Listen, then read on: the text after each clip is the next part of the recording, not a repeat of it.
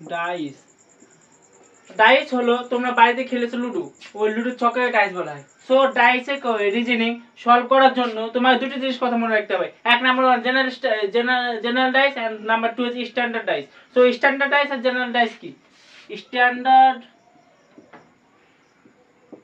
Dice আর general dice.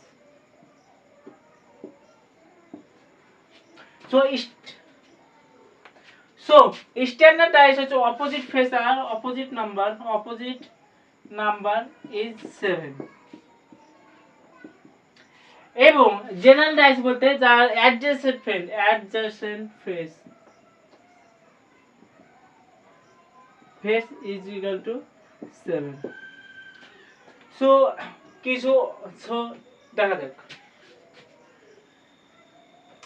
So standard dice বলতে back থাকলে ফ্রন্ট, আপ বটম, এই সাইড থাকলে এই সাইড হবে। সো স্ট্যান্ডগুলো অ্যাডজাসেন্ট মানে সাইড মানে সাইড, তো 2 আর 5 7 হয়। অ্যাডজাসেন্ট সাইড হচ্ছে 7, তাহলে এটা জেনারেল ডাইস। এখানে দেখো 2 আর 6 কখনো 7 হয় না, 2 আর 3 কখনো 7 হয় না, 6 আর 3 9, এখানে 7ই নাই, তাহলে এটা স্ট্যান্ডার্ড ডাইস। এখানে অ্যাডজাসেন্ট ফেসে কোনো 7 হয় না, তাই এটা স্ট্যান্ডার্ড ডাইস। এখানে 3 আর 4 এর 7, সো 500 অ্যাডজাসেন্ট ফেস 4 আর 3 এর যোগফল 7 হচ্ছে, তাহলে এটাই জেনারেল ডাইস। এবার তুমি দেখো 2 আর 1 3 না হচ্ছে না জেনারেল, এটা কিন্তু 6 আর 1 7, তাহলে এই দুটো নে জেনারেল ডাইস। সো এখানে তোমরা বুঝতে পারছো যে ডাইস দুই ভাগে ভাগ করে standard dice, general dice. Opposite number is 7, opposite number যদি 5 থাকে এখানে, তার অপোজিট নাম্বার 2, তাই 7। সো এখানে জেনারেল ডাইসে অ্যাডজেসেন্ট ফেস ইজ 7, তো 500 পাশের। সো এখান থেকে তুমি বুঝতে পারো জেনারেল ডাইস, স্ট্যান্ডার্ড ডাইস আর জেনারেল ডাইস। সো নেক্সট দুটো কমন থাকলে কিভাবে সলভ করতে হয়? 3 নাম্বার নো কমন, কোনো কমনই নাই, তাহলে কিভাবে সলভ করতে হয়? আর more than 2 common number. So এখান থেকে প্রথমে শুরু করি 1 কমন নাম্বার। যদি এখান থেকে না 1 এটা যে একটা কমন নাম্বার আছে, তো এখান থেকে হবে 1 রেখে দিলাম। এবার 1 থেকে দেখো ক্লকওয়াইজ বা অ্যান্টি ক্লকওয়াইজ যে কোনো ভাবে লিখবা সেভাবে সলভ হবে। 1 4 2, এই পার থেকে 1 5 6, তাহলে 1 এই সোজা। সো এখান থেকে তুমি বুঝতে পারবে যে 4 এর অপোজিট 5, তারপরে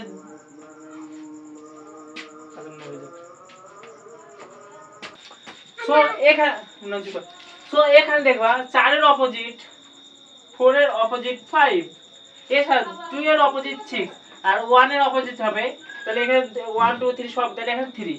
সো 1 কমন নাম্বারে অ্যান্টি ক্লক বা ক্লকওয়াইজ যেভাবে নেবা সেভাবে চলে আসবে। এবার 2 কমন নাম্বার আছে, 2 আর 4 এখানে কমন, এখানে 2 আর 4 কমন, তাহলে uncommon number will be opposite. Uncommon number will opposite. এখানে 2 আর 4 আছে, তাহলে আনকমন এখানে 2 আর 3, তাহলে এখানে অপোজিশন হবে 2 and 3। নেক্সট নো কমন নাম্বারে কোনো এখানে কোনো কমন নাই কো, সো এখান থেকে এখানে 6 এর উল্টো 2 হবে, 4 এর 3 আর 3 1। নেক্সট মোর দ্যান 2 নাম্বার অপোজিশন থাকলে মোর দ্যান 2 থাকলে তোমাকে প্রথমে এটার সাথে কম্পেয়ার করতে হবে। কম্পেয়ার দেখো এখানে 3 আছে, এখানে 3 আছে, সো 3 লিখলা। এবার ক্লকওয়াইজ 3 এর পর 5, তারপর 4, এখানে 3 এর পর 2 3, তারপর 2, তারপর 1, এভাবে। তাহলে এখানে অপোজিশন 5 এর অপোজিটে বসবে 2, 4 এর অপোজিটে 1 আর 3 এর অপোজিটে থাকবে কত 6। তাহলে এভাবে ডাইসকে দেখা যায়, কাটাকাটি ভাবে ভাগ করা যায়। সো প্রথম 1 common number, 2 common number, 3 no common number, more than 2 common number. এবার নেক্সট এই সাউন্ডটা কে দিছ রে? আমি রাতে গান চালাবো দেবা।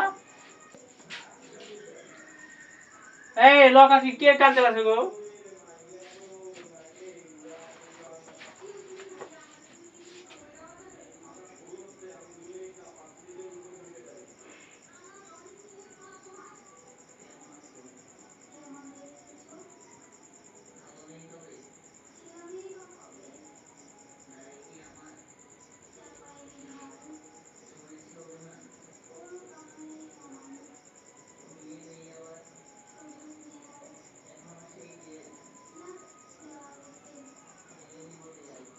লগা কি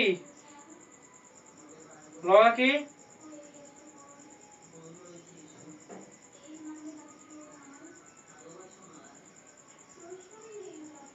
লগা কি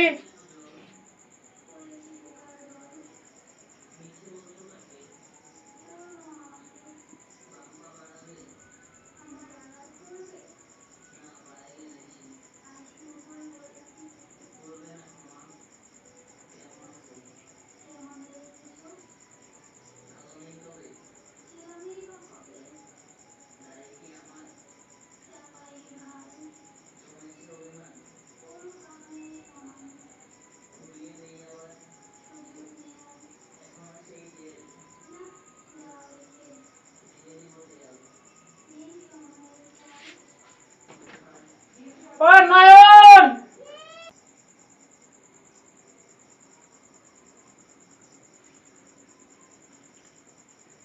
সো এবার ডাইস এভাবে আসে, তাহলে এখানে এই ডাইস এভাবে আসে, এইভাবে কোশ্চেন আসে, তো এখানে সলভ করা যাবে 4 এর অপোজিট 3, 1 এর 2 আর 6 এর 5, 4 এর অপোজিট 3, তারপর 6 এর অপোজিট 5 আর 1 এর অপোজিট 2।